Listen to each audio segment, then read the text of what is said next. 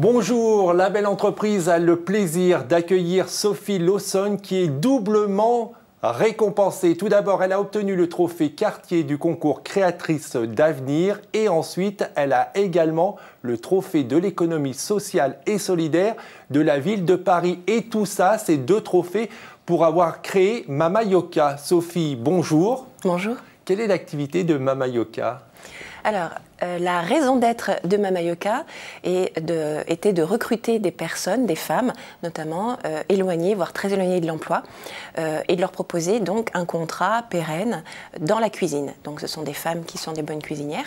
Et en même temps, le projet a pour finalité d'être sur une offre de repas, de plats maison qualitatifs qui reflètent la diversité du quartier, qui sont servis dans des bocaux en verre consignés de manière à réduire l'empreinte écologique, qui sont livrés en vélo, quelle que soit la quantité. On fait des livraisons de groupes pour des séminaires, pour des réunions, pour des plateaux repas, et tout ça livré en vélo, en biporteur électrique. Vous avez commencé par l'objet, à savoir l'insertion avant l'activité, c'est-à-dire que quand vous avez décidé de créer Mama Yoka, votre idée c'était de dire je veux faire de l'insertion, je veux créer de l'emploi et après vous avez trouvé l'activité ? Alors, tout vient un petit peu en même temps, effectivement, mais c'est vrai que la motivation profonde du projet, c'était vraiment d'arriver à proposer de l'emploi à ce public, enfin à ces personnes qui ont le plus de mal à accéder au marché du travail parce que des questions de qualification, des problèmes de langue, des problèmes après, voilà aussi d'âge, des problèmes aussi voilà, peut-être de résistance physique en termes de travail quotidien. Donc c'est vraiment pour ces personnes-là que j'ai souhaité créer ce projet. Qu'est-ce que vous faisiez avant d'être entrepreneur ? Alors, avant d'être entrepreneur, j'ai travaillé pendant 14 ans dans une grande entreprise, Orange, je peux citer, donc sur un travail qui était complètement différent. J'ai démarré par des études d'économie de l'environnement, du développement durable, voilà, dans le milieu des années 90. C'est vrai c'était des sujets dont on pensait qu'ils allaient être pourvoyeurs d'emplois.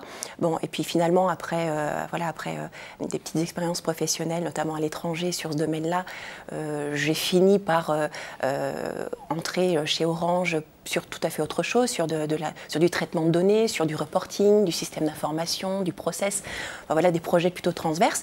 Puis de fil en aiguille, j'ai réussi à revenir sur des projets davantage de développement durable, de responsabilité sociale de l'entreprise. Et je suis restée comme ça, donc 14 ans chez Orange. Et qu'est-ce qui a fait que vous avez quitté le statut, entre guillemets, confortable de salarié à celui d'entrepreneur ?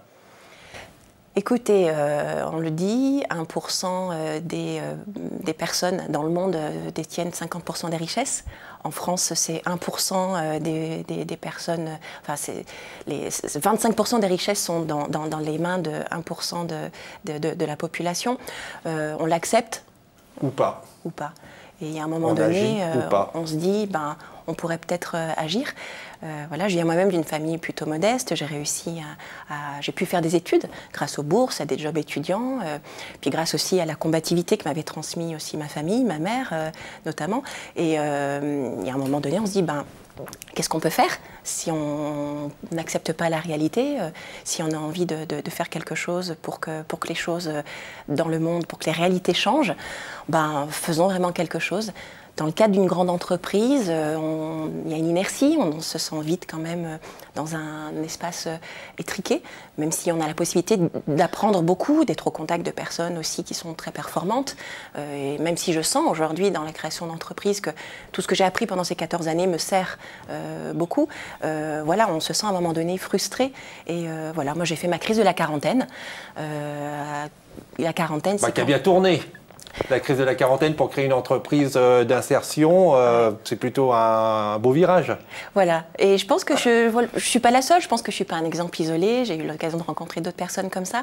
C'est vrai que c'est l'âge où on se dit, où on sait ce qui est essentiel, ce qui a vraiment du sens, et où on se dit, bah, maintenant, j'ai plus envie de perdre du temps avec des choses qui sont secondaires ou auxquelles je ne crois pas, et voilà, cette crise de la quarantaine m'a amenée à cette création d'entreprise. Et comment ça a été perçu par votre entourage, cette crise de la quarantaine? Est-ce que vous avez été soutenu ou on vous a dit mais t'es dingue, tu quittes un emploi salarié pour le risque de l'entrepreneuriat et c'est dangereux?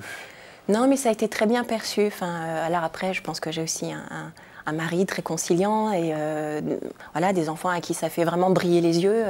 Voilà, les premiers mois pendant lesquels je parlais du projet, il me proposait des idées tout le temps. Mon fils qui adore la confiture me disait on va faire aussi des confitures. Enfin voilà, ils étaient vraiment très partie prenante dans la réflexion, dans le montage du projet. Et puis de manière générale, ma famille, même au sens plus large, hein, je pense à ma mère, mes frères et sœurs, je pense voilà, aux amis. C'est un projet qui fait briller les yeux. C'est un courage que tout le monde encourage, que tout le monde partage.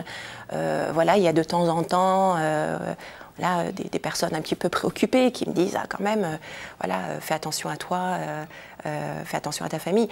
Mais bon, c'est une étape de toute façon et qui me permet d'aller plus loin. Je me sens beaucoup plus riche finalement à l'issue de ces 3 années passées à plein temps sur ce projet que je ne l'étais auparavant. Est-ce que vous avez été accompagné pour créer Mama Yoka? Oui, alors j'ai été accompagnée. Alors, tout d'abord, je suis rentrée dans la dynamique de réseau de l'économie sociale et solidaire en me rendant donc alors, à l'époque l'atelier, un centre de ressources de l'économie sociale et solidaire, pour rencontrer d'autres personnes et pour pouvoir voilà, s'inspirer et profiter des retours d'expérience des autres et faire des bonnes rencontres. Qui malheureusement n'existe plus. L'atelier, effectivement, c'était un centre de ressources de l'économie sociale et solidaire en région Île-de-France et il n'existe plus. Et qui n'existe malheureusement plus.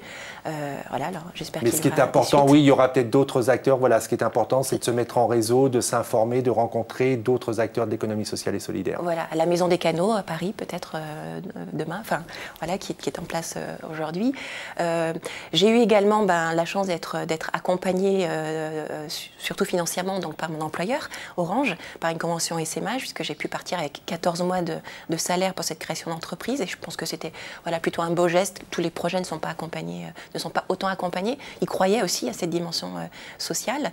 Donc là aussi, c'est l'intérêt d'être salarié dans un grand groupe, c'est que souvent, il y a ce dispositif de l'essaimage où on donne les moyens aux salariés de sa reconversion professionnelle et de créer, entre autres, une entreprise. Voilà, tout à fait. Et j'ai été accompagnée ensuite par un incubateur, Epicea, donc qui fait partie de l'association Projet 19, qui est vraiment spécialisée dans l'accompagnement des projets d'économie sociale et solidaire. Et voilà, au moyen d'un rendez-vous régulier avec un coach, enfin moi j'appelle ça un coach, avec une personne qui était vraiment très au fait hein, de toutes les questions de business plan, de création d'entreprise. Et puis après, lorsqu'il a fallu aller solliciter des financements complémentaires par initiative entreprise, auprès de qui j'ai pu obtenir un prêt, m'a permis aussi d'aller beaucoup plus loin encore dans l'analyse financière et dans le montage des dossiers, enfin dans le montage, je dirais, de tous les budgets prévisionnels et dans la réflexion du développement vraiment de l'activité. Avec le recul, c'est fondamental cet accompagnement? C'est indispensable.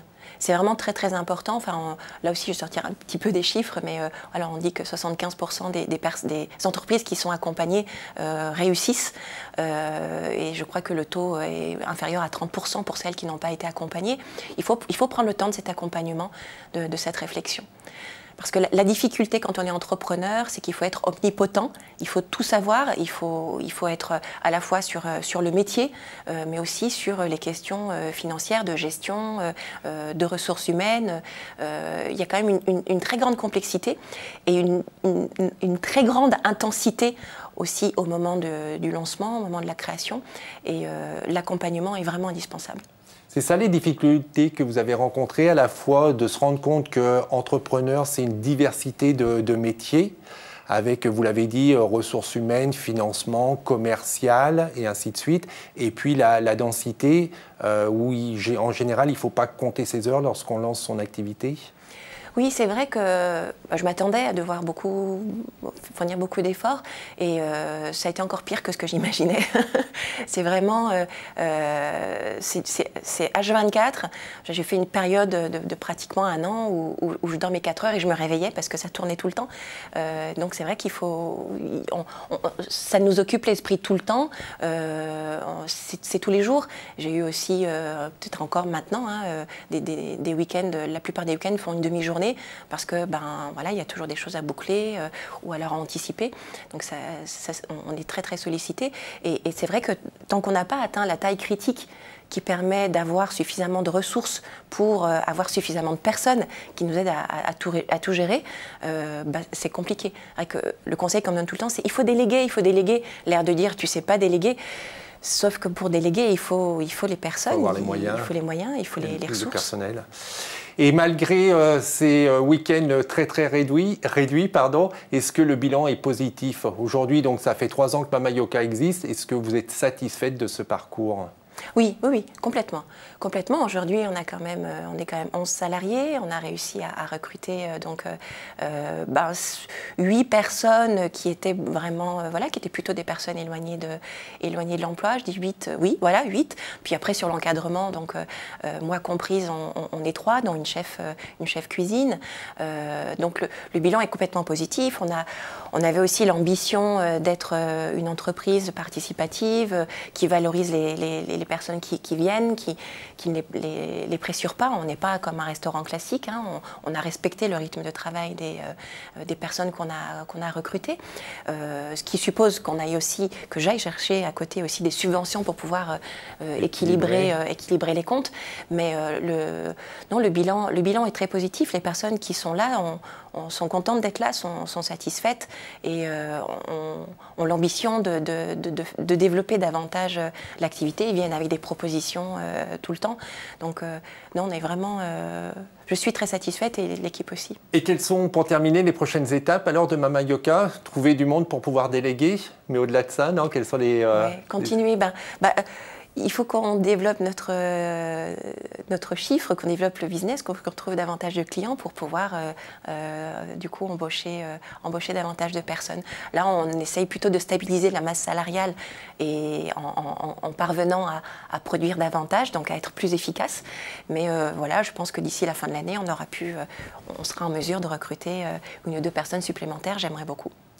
Sophie, merci beaucoup pour cet éclairage et bravo pour votre activité et les 11 emplois créés. Merci. Je rappelle que vous êtes doublement lauréate. À la fois, vous avez obtenu le trophée Cartier du concours Créatrice d'avenir et le trophée de l'économie sociale et solidaire de la ville de Paris. Pour suivre votre actualité, il y a un site internet, c'est mamayoka.fr. Vous pouvez également revoir cette émission sur demain.fr. On se retrouve la semaine prochaine en attendant que le souffle de la création et que l'esprit solidaire vous accompagne. Au revoir.